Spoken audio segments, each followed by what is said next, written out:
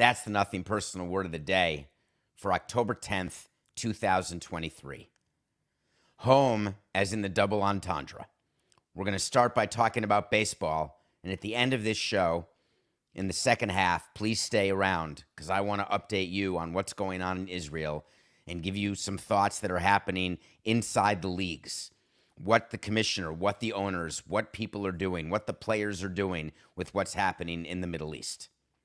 We're going to start with home from a baseball perspective because the National League teams are going home today. The Phillies are going back to Philadelphia, bringing the Braves in tow, and the Diamondbacks are going home for the first time in this playoffs after sweeping Milwaukee on the road and sweeping Los Angeles in the first two games of their series, and they're both heading home. The mentality when you are in a 5-game series and you are opening on the road, it's really the same also in a 7-game series, but not as critical. In a 5-game series, you've got to win one of the first two. What we saw is two different things last night. We saw the Phillies having won game one, trying to get greedy because once you win the first, you might as well win the second. Got off to a 4-0 lead and could not hold on and lost 5-4. The Diamondbacks won the first game against the Dodgers and Kershaw, went out to a 3-0 lead in the first inning.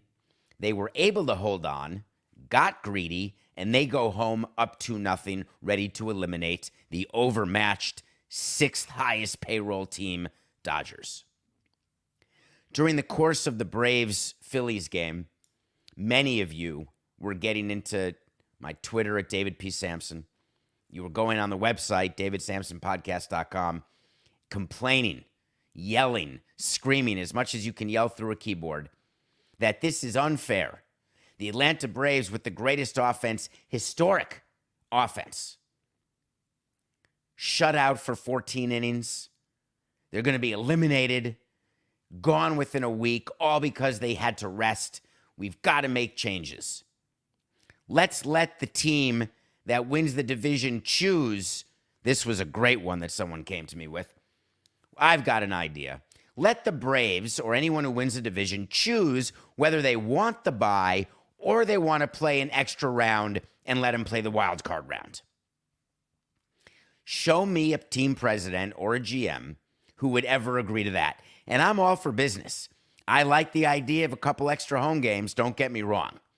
But there is zero chance that I am playing more games where I only need to win 11 to get a ring. I'm not changing it to 13. And I'm certainly not going to subject my team to the vagaries of a 3-game wild card round when I can go right to the division series and let teams battle it out in the wild card and there could be upsets. I don't want any part of that. There's not one team who would ever vote for that. And you know who else wouldn't vote for that? One player. While you're hearing people complain about the rust, the layoff, when you're at the negotiating table with the union, it's never come up one time. You know what? We'd like to play more games. As a matter of fact, what comes up is we don't get paid enough to play the playoff games. If you spoke to some players at the bargaining table, they would tell you, you know what? Skip it. We don't even want to do expanded playoffs. I'm happy to go home because their salary is paid for 162.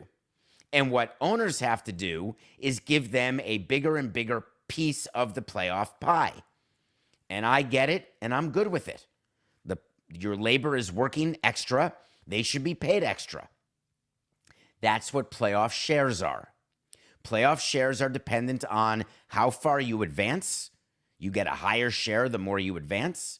It's based on the revenue that is taken in by the sport, and it's split. And players then get to split those shares however they'd like. So a team gets an amount of money that goes to the players, and the players then decide who gets what. They give money to trainers, they give money to clubbies, to the traveling secretary. They can give money to whoever they want. As a matter of fact, in 2003, I asked Mike Lowell, hey, did I get any part of the share? And he laughed and he said, absolutely not, because you can actually vote for anyone to get a share. So all of the debate that is going on was already covered inside the halls of Major League Baseball. We sat around and talked about all sorts of possibilities. What do we do in order to get more playoff teams, which keeps more teams in it for longer, which helps the gate revenue, which helps ratings, which helps the broadcast partner, because we're expanding playoffs, which means there's more games to show. So ESPN buys the wild card round. They pay baseball for that wild card round, and that money eventually funnels down in some sort of demented trickle-down economic way to players. So we're never going back. So we're never going to have teams give up their bye. We're never going to go to fewer playoff teams, only more and more and more. So what has to change is how players deal with the layoff. There's some players who are fine. Some players are so routine that teams this year played intra-squad games, and they brought fans in to simulate real game action. Well, having attended many simulated games in my time, we would announce that. John Doe pitched a simulated game today. There's no PA announcer. There's no guy calling hot dogs and Cracker Jacks. There's some guy in the batter's box.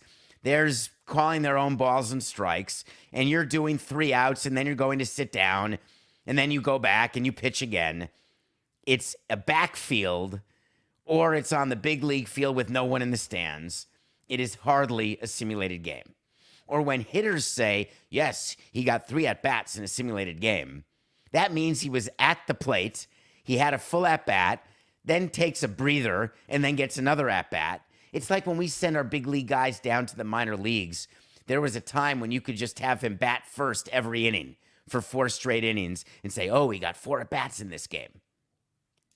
So you cannot match the intensity of an actual game.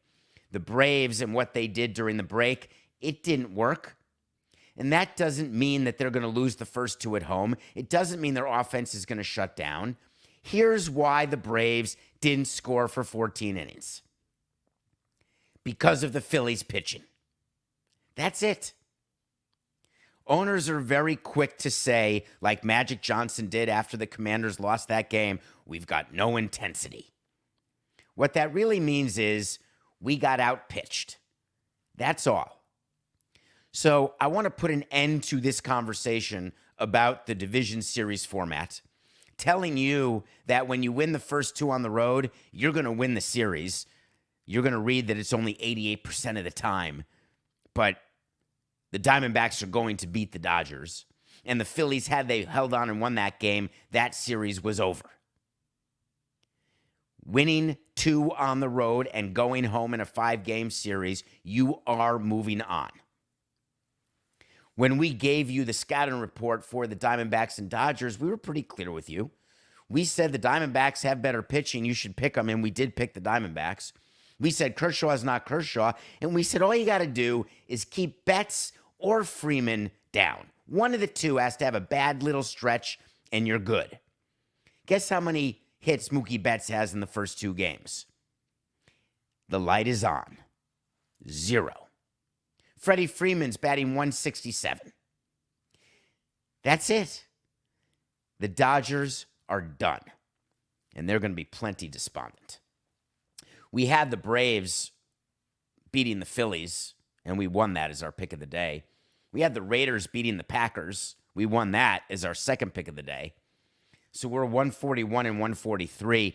We're going to go with 2 picks tonight. There are 2 games, and we're going to talk more later when we talk about what's going on in Israel. We're going to talk about the Orioles game and who's starting the pitcher is for the Orioles. Unfortunately, my pick is the Rangers.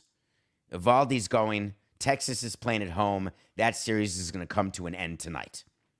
Then we've got game 3 in a 1-1 series. So here's what's going on with the Astros and Twins. It's a best 2 out of 3. It's the wild card round. But instead of the Twins getting all the games at home, they get the first 2 games at home and the last one on the road.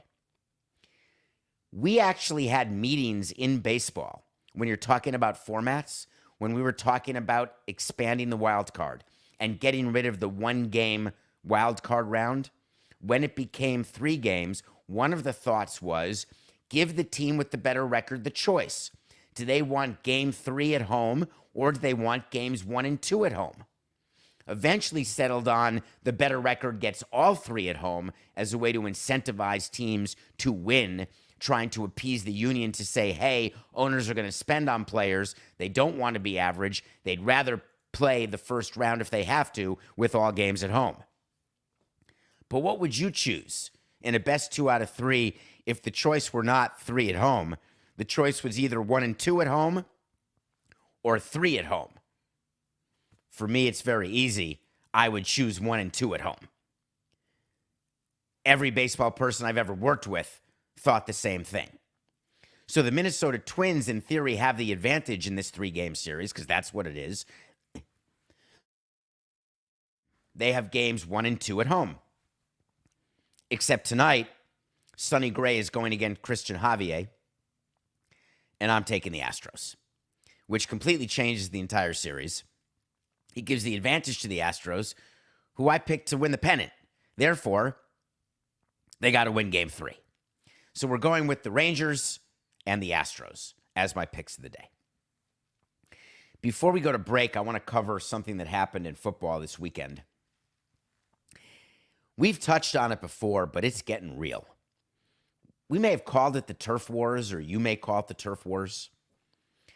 I call it money. And the reason I call it money is that when the NFL decides that they want to play games in London, it's for no other reason than to try to grab the international market, starting with London, using that as your hub and spoke. You can expand to Germany, you can expand to France, you can expand everywhere, but you start in London. London is to the NFL as Memphis is to Federal Express, now called FedEx. I don't know why I just said Federal Express. Let me do that in case you clip that, Coca. 4869. London is the NFL's spoke, the center of its international play, the way Memphis is the center of FedEx. Everything comes out of London. There's a new stadium in London. Coca's favorite team is Tottenham, the Hotspurs. I think you went to a game there. I think I went to a game there. And Tottenham did something to become the only NFL-ready stadium in London, in the EPL. That's why they keep getting games. Do you know that they play on turf? Not Tottenham, the NFL. So the NFL agreed that Tottenham was going to be an NFL-ready stadium, knowing that it wasn't going to be a grass stadium. Because what Tottenham does is they get rid of the grass, they roll it out, and they lay turf down when the NFL comes. And we know how players feel about turf because they don't like it, because they keep getting hurt. If you've ever played on turf before, I played and shagged fly balls, and certainly not professionally, but as a team executive vice president on the artificial turf at Olympic Stadium. It really is like concrete. And I would spend a lot of time talking to Andre Dawson about it when I worked with him in Florida. And as he was getting knee replacements and hip replacements and everything else he got, he would tell me stories about what it meant to his body to play on turf and the type of injuries and the type of wear and tear. Well, you had the Jacksonville Jaguars play 2 games in a row in London.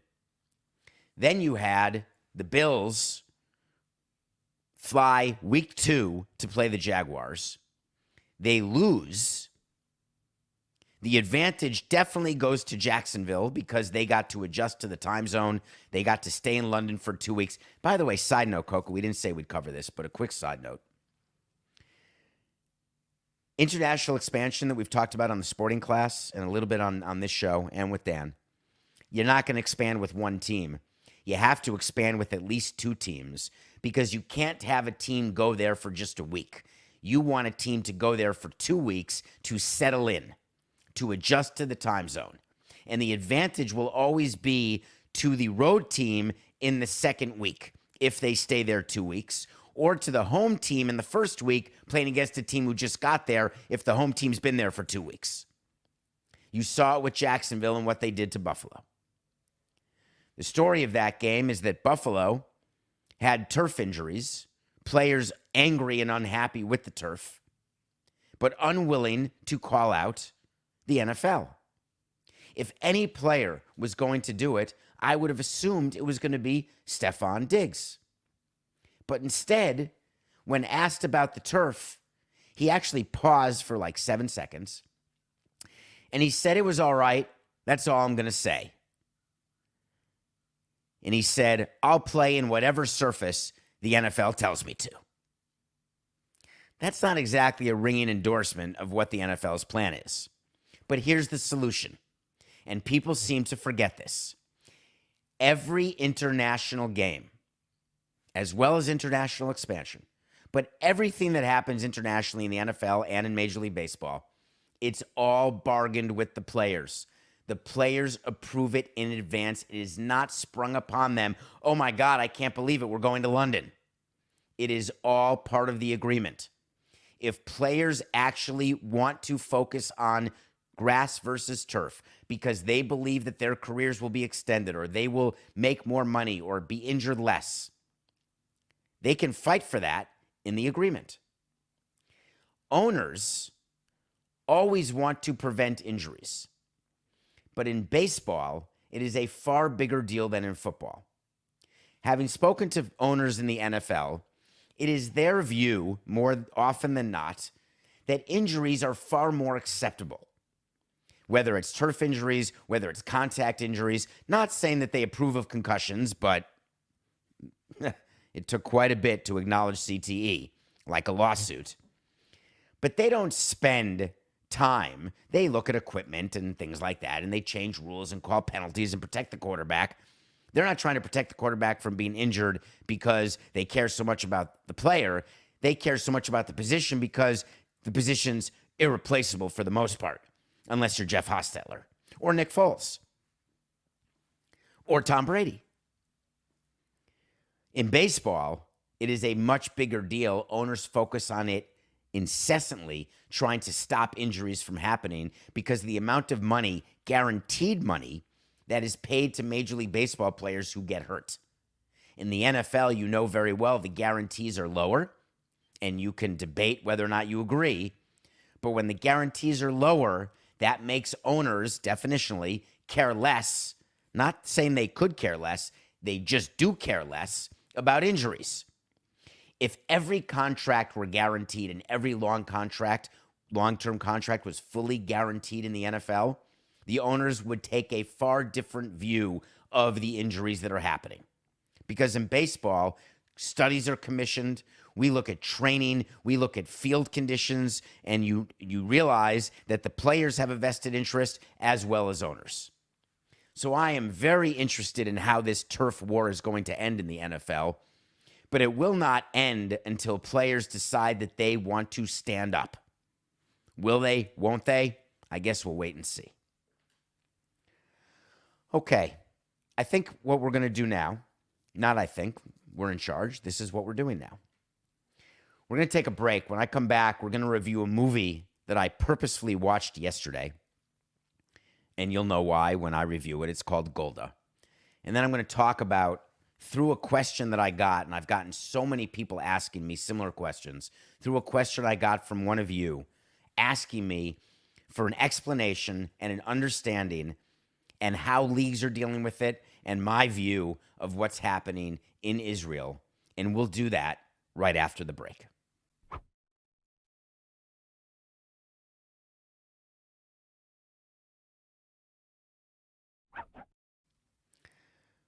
Welcome back to Nothing Personal. It's David Samson. Matthew Koch and I work every day. Monday to Friday, we're live at 8 a.m. on the Nothing Personal with David Samson YouTube channel.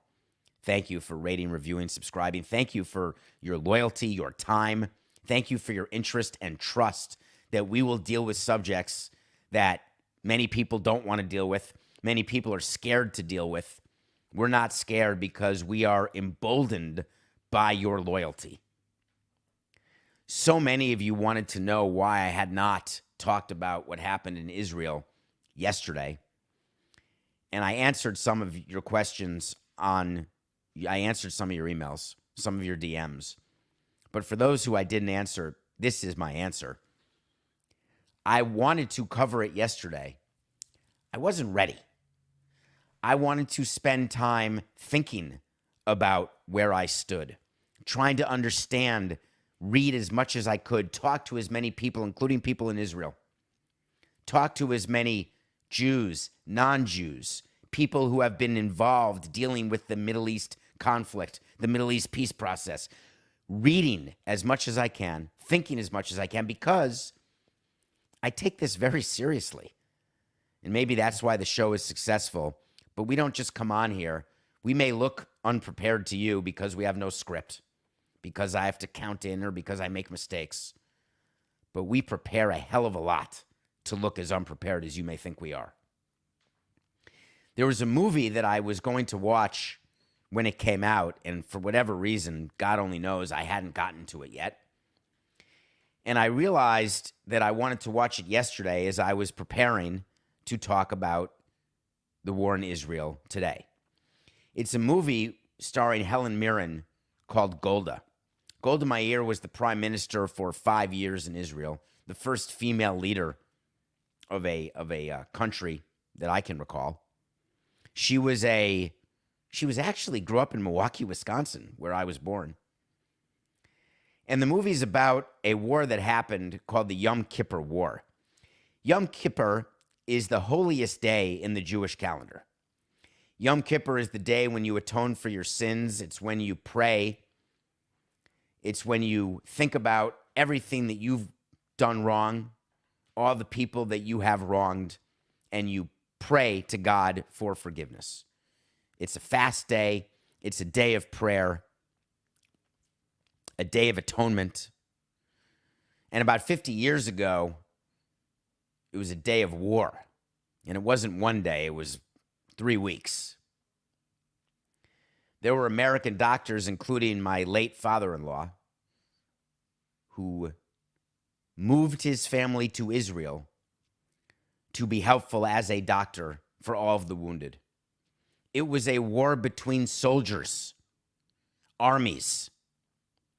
There were a lot of similarities in the Yom Kippur War and what happened this past weekend in Israel, which we're going to talk about. The movie itself that I'm going to review, I'm going to say to you that Liev Schreiber, who plays Henry Kissinger, and Helen Mirren, who plays Golda Meir, gave exemplary performances. The movie itself is only mediocre, and I wanted it to be better. It is informative, but not dispositive. If you want to learn more about the history of Israel, if you want to learn more about how the Israeli government has worked, how Mossad works, which is their version of the CIA, if you will, there are better movies, and I'm committed to getting you a list of those movies. I did not prepare it for today because I did not have time to do it right. But there are movies, there are books, there are shows. Golda is just a great performance about a very strong woman who was forced to be in a position to defend her decision, both to go to war and whether or not she was ready, and did she go all in. When you are the leader of a country, it doesn't matter if you're far right, far left, if you're in the center. When you are faced with a war or with the proposition of a war, there are safeguards put in place in the U.S. Presidents don't go to war.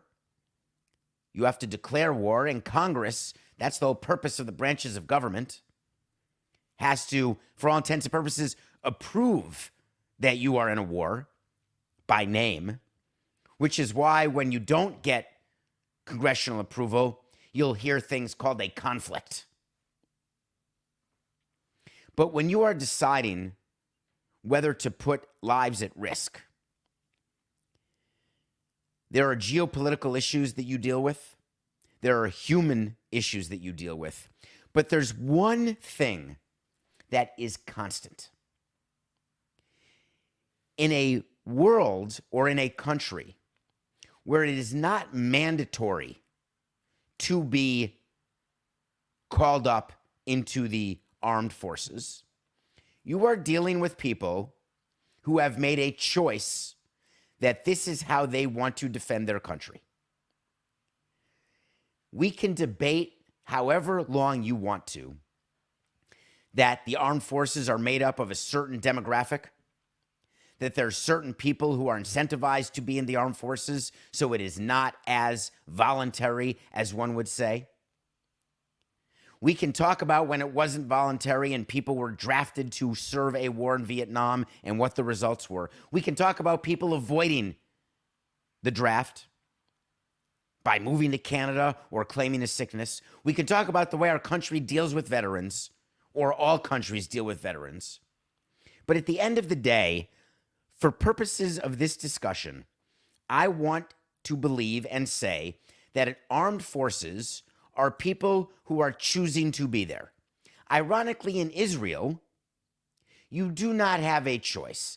Every citizen in Israel serves in the army. Every one of them. And after you're done serving, you're in the reserves.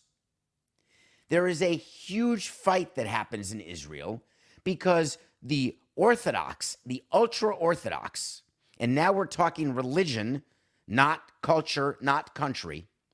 The ultra-Orthodox in Judaism, there's Orthodox, there's conservative, and there is Reformed. I'm conservative. Orthodox Jews would basically consider me to be not Jewish, by the way.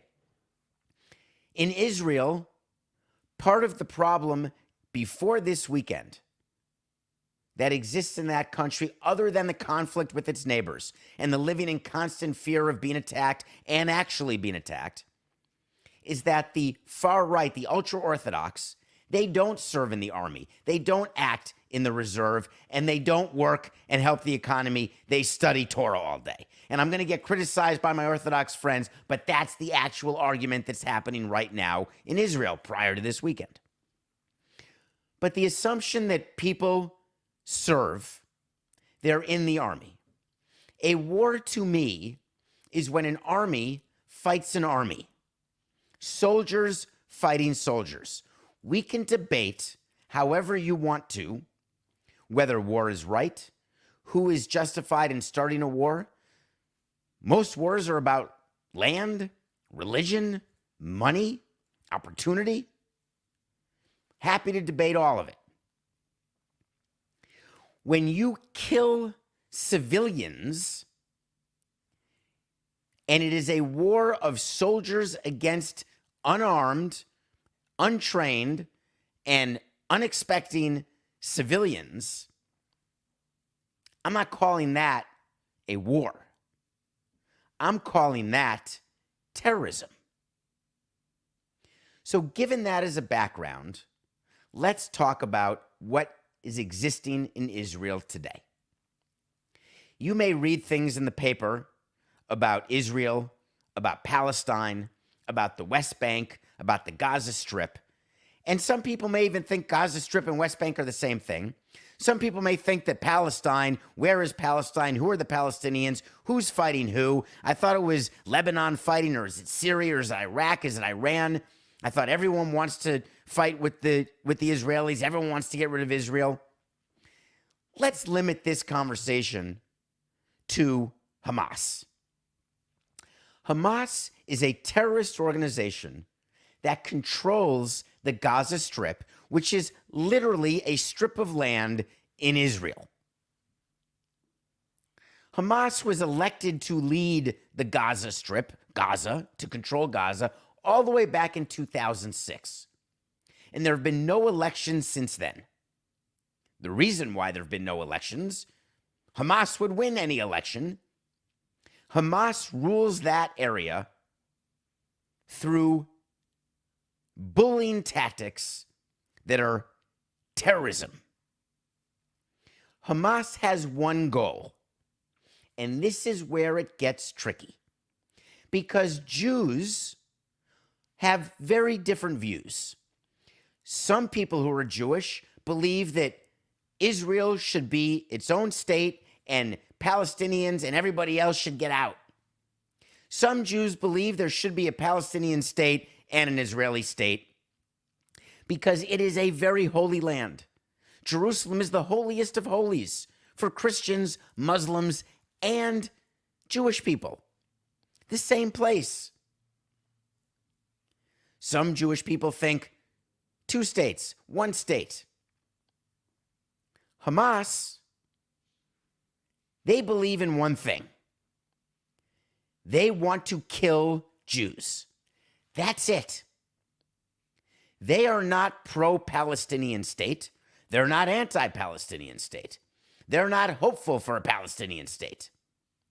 They take any humanitarian aid that is given to people in Gaza, living in the Gaza Strip, and they use it to kill Jews. That is not debatable. We can go back and we can talk about how Hamas started, where their power comes from, who's funding them, and there's talk going on nonstop, and it's going to continue on for the next number of months, what Iran's involvement was, whether or not Iran got involved in this because they wanted to get in the way of possible peace between Israel and Saudi Arabia, and why that would not benefit Iran. I told you when I was just in Israel, in the very places where there are people dying today, and I was there. My son studied there this summer in Tel Aviv, where they are in bomb shelters waiting to make sure that the Iron Dome works.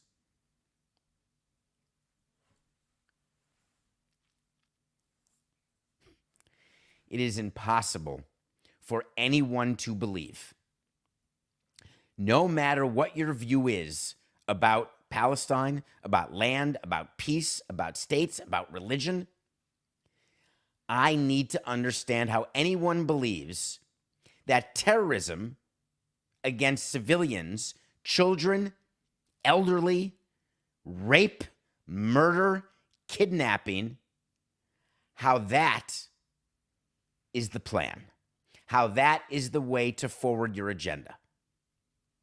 That's not a war. That's not starting a war. What Hamas did was not to start a war. Hamas did what Al-Qaeda did to America. Don't forget how you felt after 9/11. When those Twin Towers fell, you knew that somebody was doing something for the sole purpose of killing Americans. Period. And your view was, as was everybody's, Democrat or Republican, everyone united and said, we will kill those people who want to kill us. We will do whatever we have to do to make sure that we feel safe at home. The concept of not feeling safe at home is not foreign to everybody in America, but it is foreign to way more people here than it is in Israel. The reality of bomb shelters, the reality of sirens going off, the reality of missiles coming both from the north, Lebanon, from the south, from Syria, where I went to the border. I saw the fact that Israel still is bombing once a week, but what they're bombing is not Syria. They're bombing what Iran is doing in Syria, which is getting all its weapons there so they can bomb Israel. The people who live in constant fear, should that be the default position?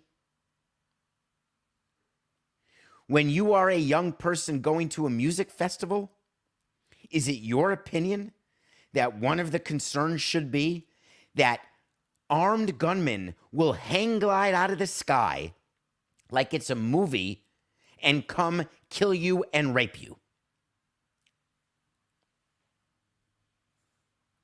There was a music festival in Austin this past weekend, Austin City Limits.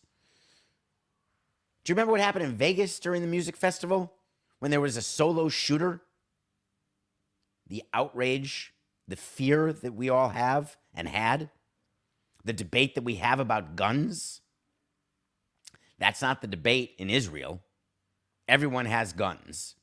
The debate is safety, security, and when you should be expected to feel safe or not. There are marked areas where you do not go. Yes, it's true. We don't go as Jewish people into Gaza, and they don't, from Gaza, go into Israel. It is a closed border, is one way to look at it. And I absolutely understand that there are people whose view is that Israel had this coming because of the treatment of people in Gaza. Here's the problem with that argument. Israel, who had what coming? You're telling me that terrorist attacks on innocent women, children, and the elderly, that is who had it coming for the conditions in Gaza? There is no civilization where those two facts live side by side. No matter what is going on geopolitically, no matter what side of that fence you are on, what side of that wall you are on, there is one rule that always must be followed. We will not ever go after civilians, to say nothing of women, children, and the elderly. For whatever reason, there are people who don't get that. It's been very frustrating to get a call from my son up at Yale to tell me about all the pro-Palestinian rallies that are going on campus. Very frustrating to hear and read a letter written up at Harvard where Coca can argue all he wants that no one much cares other than me about what happens at Harvard and Yale. But it's a major thing when the Harvard Palestine solidarity groups do a joint statement saying that Israel is entirely responsible for the unfolding violence. And it's signed by at least 30 student groups. And I would stand on the top of the mountain to argue free speech, freedom of expression. But I demand accountability. I demand knowledge and context. You can't say that Israel and its regime is entirely responsible for the violence when the violence was started by Hamas. And by the way, Hamas doesn't give a damn about anyone in any of those Palestine solidarity groups. Not one. Yet, the result of these terrorist attacks in Israel has been an uptick and true fear for me and many others in America of the rising level of anti-Semitism, of people who believe that if you're Jewish, whatever you do for a living, that you are responsible for the plight of those who are fighting for one thing or another in the Middle East. And they want to manifest their hatred of Jews because it's now normalized where you can be anti-Semitic. We've spent time on this show discussing time and time again, plenty of time, about racial issues, about Asian hate, about Black Lives Matter, about how tolerance is all we've ever asked for. You can't tell me that in Israel that there is not tolerance of Christianity or Muslims. There's tremendous tolerance of Palestinians. There's tremendous tolerance. There's no tolerance for the senseless killing and the terrorism. And here in the United States, we have to figure out what is our position. We look to our leaders. We look to the president. We look to former presidents. What are they saying? What are they thinking? In sports, you look to the leagues. Every one of the leagues has released a statement about what happened over the weekend. It started with the NBA. After the NBA released its statement, the NFL released their statement. And then Major League Baseball released its statement. I would like to point out to you that all the statements contained the words mourns and condemns. The NFL mourns the loss of innocent lives in Israel and strongly condemns all forms of terrorism. The NBA and the NBA Players Association mourn the horrific loss of life in Israel and condemn these acts of terrorism. Major League Baseball is horrified by the acts of terrorism, and we mourn for all those who lost loved ones and pray for the wounded and their caretakers, etc. And then we condemn these acts of hatred and violence. These statements are put together by the PR teams within the leagues. The commissioner signs off after speaking to many of his owners, especially the Jewish ones. Every time this has come up, Jewish owners are spoken to. They're read the statement. They are asked what their view is of the statement. Other non-Jewish owners also step in. It is a collective statement. However, teams also feel they want to release statements. I draw your attention to the Philadelphia 76ers statement.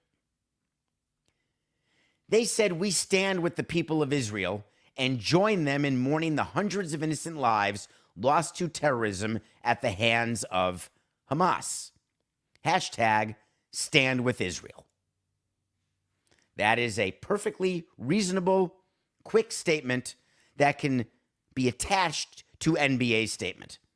On a side note, very noticeable that the NBA players did the statement with the NBA owners. The NFL players did not. The Major League Baseball players did not. If I am the commissioner of those leagues, I demand the Players Association to be associated with the statements. And if the Players Association doesn't want to be, for whatever reason, they ought to be doing their own statement. And to date, to this minute, we're live, I have not seen MLBPA under Tony Clark release a statement. Maybe Scott is working on one. So the Sixers released a statement, and one of their beat writers quote tweeted it and said, "This post sucks. Solidarity with Palestine always." And 30 minutes later, Jackson Frank was fired. You're not going to hear much talk about this anywhere else, but I'm going to talk about it. I want to tell you why I would have fired Jackson Frank, and it's not for the reason that you think. Yes, Coca, I am taking a chance here, but I've always been honest with our audience, and I'm doing it right now. You and I talked about this, and you agree with me. Jackson Frank should have been fired for saying this post sucks. You can't work for a company and have a company take a stance and you publicly take the opposite stance. I always go back to Pepsi and Coke.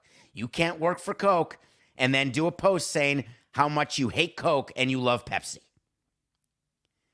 There are legitimate business reasons for Jackson Frank to have been terminated.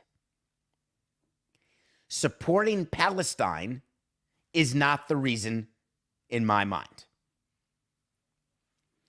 When he tweeted that solidarity with Palestine always, is he saying that it's solidarity with the terrorists of Hamas or with the Palestinian people, most of whom don't even realize that they're not benefiting a lick from Hamas and that Hamas doesn't care about them?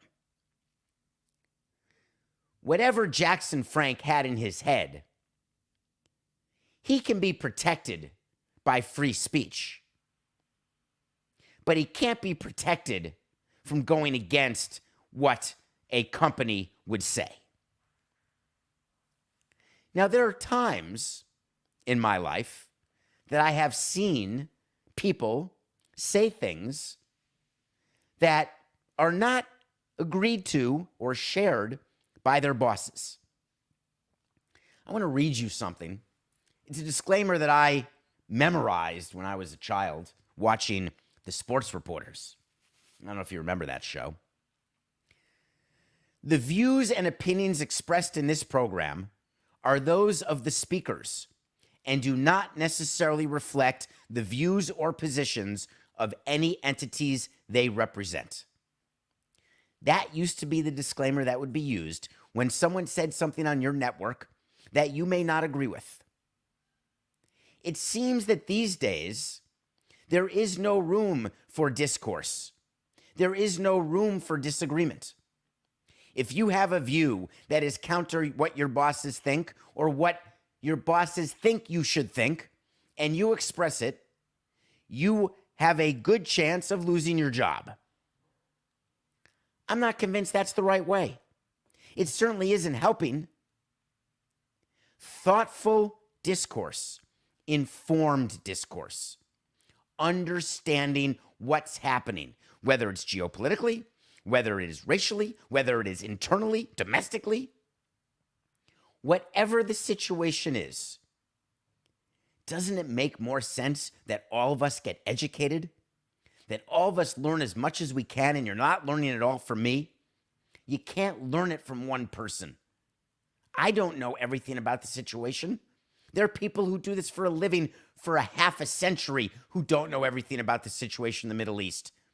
It's not that Jared Kushner can go there and all of a sudden manufacture peace. It is the most delicate balance that is often imbalanced.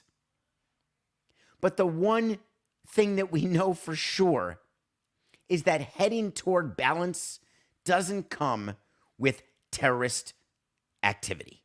It doesn't come with senseless death. It doesn't come with the retaliation that Israel has every right to do, will do, and must do.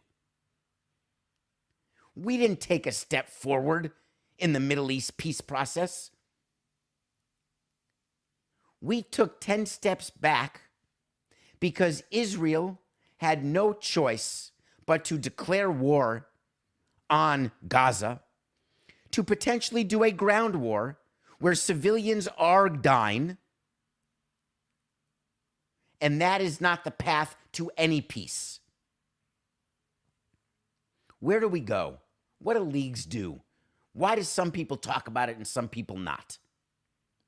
Because some people are scared to even think about a situation they don't fully understand, and they don't want to take the time to get educated about it. And think about that, because that permeates our entire society here, where there are domestic issues, there are economic issues, there are real issues. Not that what's going on in the Middle East is not, but real issues that actually impact everybody's life here. And I'm not naive enough to tell you that what's happening in Hamas impacts everyone's life here, just as when there's genocide in Rwanda, when there's apartheid in South Africa, I can be as involved or understanding as I want, and I can tell you that my everyday life may or may not be affected by those actions, and those actions are just as horrific.